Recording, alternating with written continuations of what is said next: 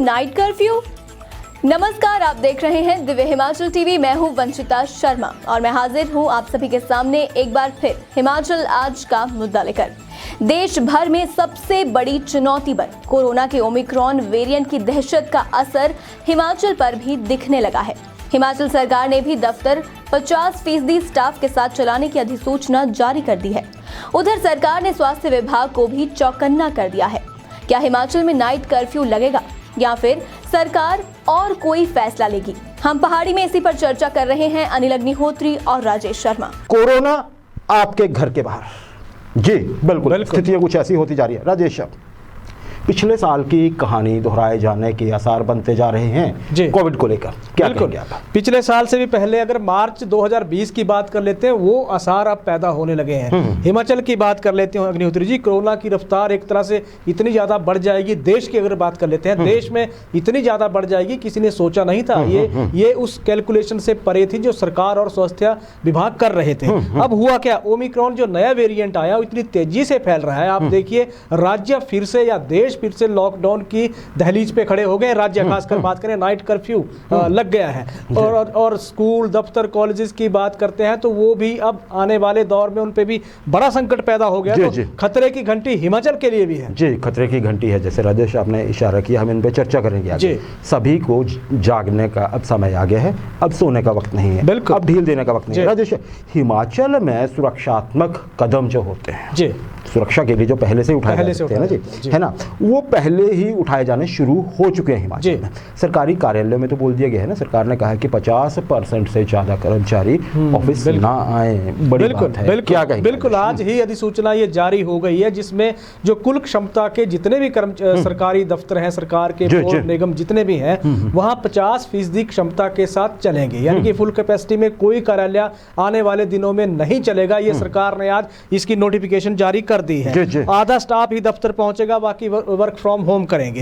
अभी फैसला इसलिए लिया गया है क्योंकि आप देखिए, थोड़ा सा हिमाचल के जो पड़ोसी राज्य हैं, पड़ोसी राज्यों के में जो परिस्थितियां बिगड़ रही हैं, लगातार जो माहौल खराब होता जा रहा है, उसके चलते सरकार ने एहतियातन रूप से ये कदम उठाए हैं। अब आने वाले दिनों में और सुरक्षात्मक कदम क्या होंगे? पब्लिक गैदरिंग पे सरकार एक बहुत बड़ा फैसला लेगी। अभी तो 50% कैपेसिटी के साथ आयोजनों या उत्सवों का दौर चला हुआ है, लेकिन आने वाले दौर में ये बंदिशें लग सकती हैं। यानी कि सरकार इस पे फैसला ले सकती है। कल मंत्रिमंडल की बड़ी अहम बैठक होने जा रही है, जिसमें यह भी प्रेजेंटेशन एक तरह से होगी। तो इस तरह का माहौल भी अब हिमाचल में बनने लगा है, जहां देश और हिमाचल की पिक्चर की तुलनात्मक अध्ययन सरकार कर रही है। तुलनात्मक अध्ययन करने जा रही है, मतलब ये है कि बाहर क्या हो रहा है और हमारे यहाँ क्या हो सकता है, उसको देखिए फैसला लेने का वक्त आ गया।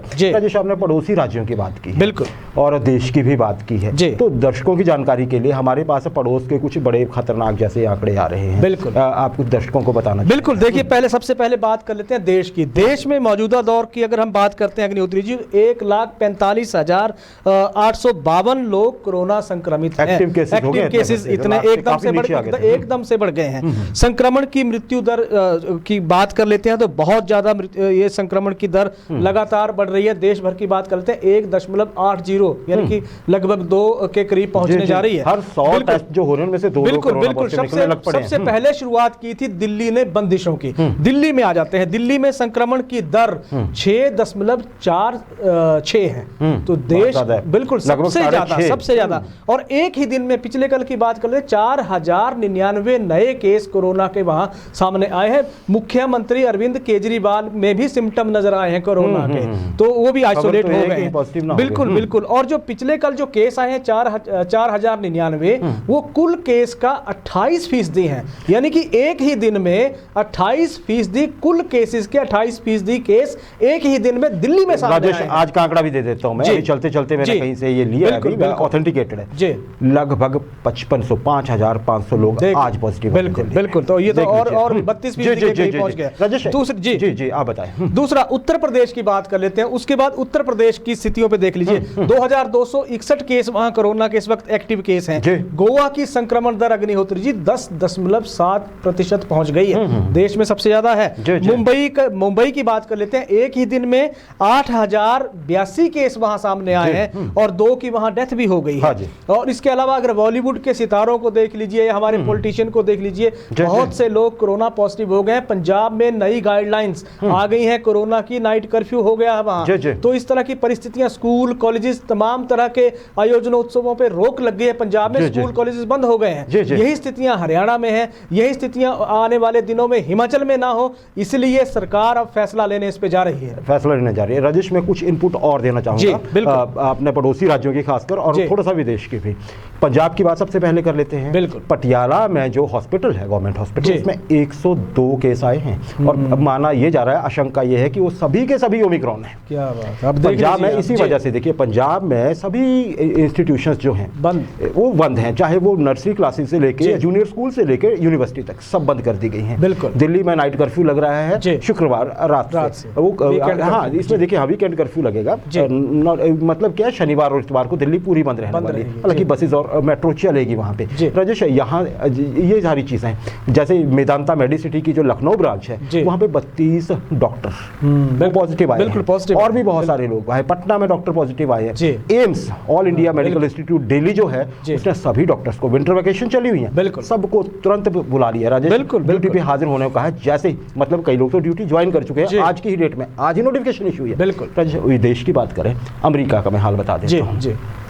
पिछले 24 घंटे में अमेरिका में 10 लाख से अधिक लोग कोरोना पॉजिटिव हुए हैं। 24 घंटे में 10 लाख से अधिक। और सुनिए, खतरनाक। ऑस्ट्रेलिया का हाल मैं बता देता हूं राजेश। ऑस्ट्रेलिया का एक स्टेट है न्यू साउथ वेल्स, वहां पे 25,000 से ज्यादा लोग पॉजिटिव आए हैं पिछले 24 घंटे में। वहां पॉजिटिविटी रेट पता है कितनी है राजेश? 28%। हर 100 लोगों में से 28 लोग पॉजिटिव निकल रहे हैं। और राजेश, ये बड़ी बात है। अच्छा, इंडिया को लेके भी एक हम एजम्पशन है, मॉडल है, बिल्कुल, ये एक्सपर्ट मान रहे हैं। देखिए, हम इसका पुष्टि नहीं करते, लेकिन जो कहा जा रहा है कि ओमिक्रॉन पे अगर इंडिया नहीं संभला, हम लोग नहीं संभले, तो ऐसा दौर भी आ सकता है 1 महीने तक, जब पीक पे जाएगा कि एक दिन में 16 से 20 लाख लोग पॉजिटिव हो सकते हैं। हॉस्पिटल में एडमिट करने की भी जरूरत पड़ सकती है। हाँ, और अमेरिका में तो बच्चे हॉस्पिटल पहुंच रहे हैं, तो हमें बहुत एहतियात रखने की जरूरत है। हाँ जी, इसीलिए हिमाचल में, जैसे आपने कहा कि वक्त आ गया है कि अब थोड़ा सा संभलने का वक्त है। राजेश, बड़ी बात लेकिन हिमाचल के हिसाब से अभी तक जो है, अभी तक हमारे यहाँ जो केसेस आ रहे हैं ना जी, वो सभी डेल्टा वेरिएंट के। ओमिक्रॉन का एक मामला आया था, वो नेगेटिव हो चुका है। टचवुड, अभी तक हम ये कहेंगे कि हिमाचल में कोई भी ओमिक्रॉन पॉजिटिव नहीं है। राजेश, ये सही वक्त होगा, क्योंकि बहुत ही ज्यादा कॉन्टेजियस है ओमिक्रॉन। एक आदमी से दूसरे को तुरंत फैल रहा है राजेश, बिल्कुल, है ना। तो और एक्सपर्ट भी ऐसा बोल रहे हैं कि आप इसको हल्के में नहीं ले सकते, बिल्कुल नहीं ले सकते। पिछले दिनों कुछ नेताओं ने हमारे ने बोल दिया कि कुछ नहीं जी, वायरल बुखार जैसा है, ऐसा बिल्कुल मत समझिए। हमें सबको बहुत सावधान होने की जरूरत है राजेश। कितना ये सही समय है कि हम लोग चेतें, क्योंकि ओमिक्रॉन अभी हमारे यहाँ नहीं है। बिल्कुल अभी नहीं है। जो मंडी की महिला का आपने जिक्र किया, वो नेगेटिव हो गई है, तो प्रदेश में ओमिक्रॉन वेरिएंट का एक भी मामला नहीं है। तो वक्त सही है संभलने का, सतर्क रहना, क्योंकि ये फैले ना। बड़ी बात यह कि तैयारियों पे देख लेते हैं हिमाचल कर क्या रहा है आने वाले दौर में। एक तो स्वास्थ्य विभाग एक्टिव हो गया, एक तरह से 20,000 आइसोलेशन किट बनाने के निर्देश एक जारी कर दिए हैं सरकार ने स्वास्थ्य विभाग को। क्यों ये निर्देश क्यों जारी किए हैं कि 20,000 किट आप बनाइए? दरअसल एक माना जा रहा है, एक अवधारणा है, एक प्रोजेक्शन, जैसा आपने कहा कि अगर मॉडल बताते हैं कि ऐसा हो तो ऐसा हो जाए। तीसरी लहर अगर आती है, और तीसरी लहर आने का मतलब हिमाचल में अगर 2 हफ्तों के भीतर हम संभल गए तो स्थितियां हमारे कंट्रोल में होंगी। बिल्कुल, अगले 2 हफ्ते हमारे लिए बहुत क्रूशियल होने वाले हैं। ये स्वास्थ्य विभाग का एक आकलन है, या सरकार का भी ऐसा मानना है। 2 हफ्तों के भीतर अगर हम नहीं संभले अग्निहोत्री जी, तो प्रदेश भर में आने वाले दौर में 10 से 20,000 लोग मतलब कोरोना पॉजिटिव हो सकते हैं। और इसीलिए कहा गया है कि 20,000 कम से कम होम आइसोलेशन किट आप तैयार रखिए। अब होम आइसोलेशन की जरूरत, क्योंकि आने वाले दौर की बात कर ले, अस्पतालों में कम जगह होगी। 20,000 की एक तरह से केसेस अगर सामने आएंगे, होम आइसोलेट किया जाएगा लोगों को, इसलिए वहां वो किट दी जाएगी जिसमें एंटीबायोटिक से लेके, काढ़े से लेके, आप देखिए मल्टीविटामिन, हालांकि च्यवनप्राश नहीं मिलेगा, वो नहीं मिलेगा, नहीं मिलेगा। वो ये चीजें इसमें उस किट में शामिल होंगी। अब होगा क्या, अगर 24 घंटे की बात कर लेते हैं, हिमाचल में 137 केस आए हैं, तो ये थोड़ा सा, और रिकवरी रेट, राहत की बात अभी तक ये है कि हमारी जो रिकवरी रेट जो हिमाचल का है वो 99% के आसपास रिकवरी रेट है, जो बहुत बड़ी राहत की हिमाचल के लिए बात है। तो ये किट बनाने के निर्देश एक तरह से हो गए हैं। इसके अलावा अगर दूसरी बात कर लेते हैं तो दूसरी बात एक और है कि सरकार ने केंद्र सरकार से एक तरह से मांग की है कि जो ओमिक्रॉन के लिए जो टेस्ट होगा, वो जो मशीनें खरीदी जाएंगी, उसके लिए सेंटर की फंडिंग का हिमाचल ने एक तरह से आवेदन कर दिया है। क्योंकि अभी अगर हम देखते हैं तो हमारी व्यवस्था उस तरह की पुख्ता व्यवस्था नहीं है, क्योंकि हम बड़े रिलैक्स मोड में चल रहे थे पिछले कुछ महीनों से। अब वहां से निकलने का वक्त आ गया है, अब थोड़ा सा संभलने का वक्त आ गया है। अगर हम पड़ोस को देखते हैं तो हम चारों तरफ से कोरोना से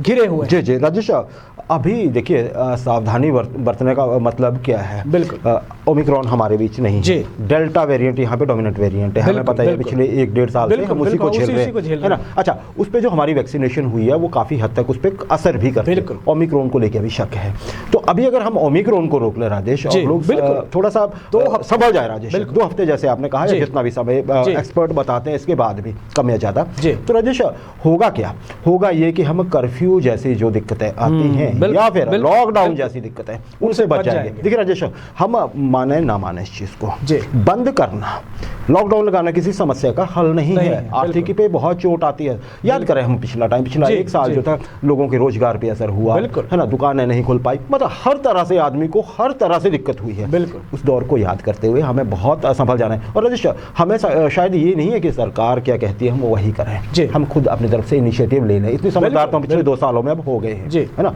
हम और ज्यादा नहीं झेल सकते हैं। तो prevention is better than cure, वो बोला जाता है ना जी। तो अभी हम थोड़ा सा उस तरफ बढ़े, क्या कहेंगे आप? बिल्कुल सही है। देखिए, सबसे बड़ी बात कि लॉकडाउन की परिस्थितियां अगर पैदा होती हैं तो रोजगार पे सबसे ज्यादा संकट पैदा होगा।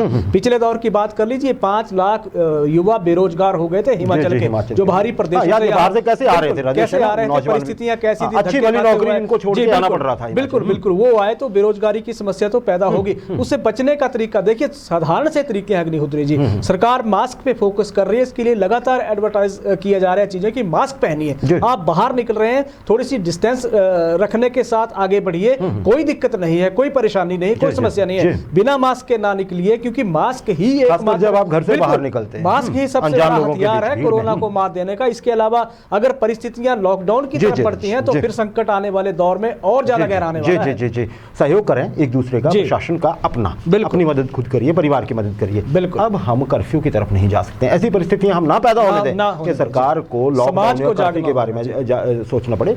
हम भीड़ भाड़ से बचें, जैसे आपने कहा राजेश, सैनिटाइजर, मास्क जहां पे भी हमें जरूरी लगता है बाहर निकलते समय। अच्छी बात है कि हमें से बहुत से लोग या ज्यादातर लोग वैक्सीनेटेड है, बच्चों को वैक्सीन लग रही है, लेकिन फिर भी बच्चों का ध्यान रखना जरूरी है, बच्चों का ध्यान रखना जरूरी है। अभी छुट्टियां हैं राजेश, लेकिन शायद ये रिव्यू होगा दोबारा से कि है ना, हालांकि सभी ये चाहते हैं, जी सभी ये चाहते हैं कि स्कूल खुले रहे, कॉलेजेस खुले रहे, ये रहे, लेकिन जिस तरह से पड़ोस में या बाकी जगह पे हो रहा है, तो देखना पड़ेगा कि इस पे भी सरकार क्या फैसला लेती है। तो एक्सट्रीम पे ना जाए चीजें, हमें संभलना होगा। क्या कहेंगे राजेश? बिल्कुल सही है, संभलने की जरूरत भी है अग्निहोत्री जी। हम अगर कहें तो अभी बिल्कुल सेफ जोन में चले हुए हैं। अगर परिस्थितियां अगर बिगड़ती हैं तो उसके लिए जिम्मेदार तो हम खुद होंगे। सरकार को भी चाहिए कि आयोजनों, उत्सवों, रैलियों, तमाम तरह की चीजों पे थोड़ा सा सख्ती बरतने की बहुत ज्यादा जरूरत है, क्योंकि अगर सरकार सख्ती की बात करते हैं तो लोग पहला सवाल ही सरकार की रैलियों पे खड़ा कर देते हैं कि आप तो दिन में रैलियां कर रहे हैं, रात को कर्फ्यू लगाने का मतलब क्या है। तो इस तरह की परिस्थितियां पैदा ना हो, सरकार को भी सख्ती दिखानी होगी, लोगों को खुद जागरूक रहना होगा। बड़ी बात यह है, 2 साल से ज्यादा वक्त, हम 2 साल देख लीजिए,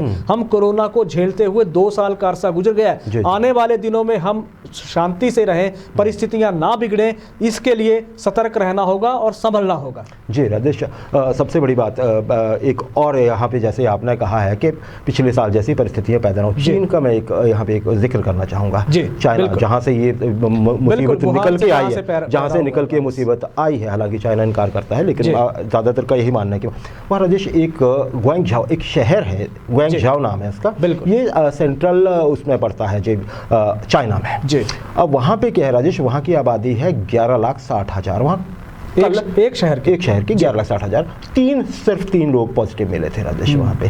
पूरे शहर को इस तरह से लॉकडाउन किया गया है कि लोगों को घर से, अपने ही घर से बाहर निकलने की इजाजत नहीं है, जो मर्जी हो जाए। बिल्कुल सख्ती। 170 केस है वहाँ चाइना के, तो हमें ऐसा ना झेलना पड़ेगा कभी भी, तो थोड़ा सा। और हम याद रखें हिमाचल में एक्टिव केसेस बहुत, मतलब जो फिगर था पहले कुछ दिन पहले ऑलमोस्ट डबल हो चुका है एक्टिव केसेस का। डरने की बात नहीं है, लेकिन संभलने की जरूर है। डेल्टा वेरिएंट, अभी तो ओमिक्रॉन नहीं आया है ना राजेश, डेल्टा ही। आप देखिए सर्दियों के साथ शायद ऐसा कुछ दिख रहा होगा, हिमाचल को संभलने की बहुत जरूरत है। जी राजेश, इस पे हम अक्सर आपको इस पे अपडेट करते रहेंगे हम, जैसे भी होगा, लेकिन अभी घबराने की बात नहीं। हमारी रिक्वेस्ट ये है सिर्फ संभलने का। हमारा इरादा है हम सब लोग संभल जाएं ताकि हमें लॉकडाउन और कर्फ्यू जैसी दिक्कतों की ओर ना बढ़ना पड़े, हमारी लाइफ स्मूथ चली रहे। खासकर उसमें इकोनॉमी का बहुत रोल है।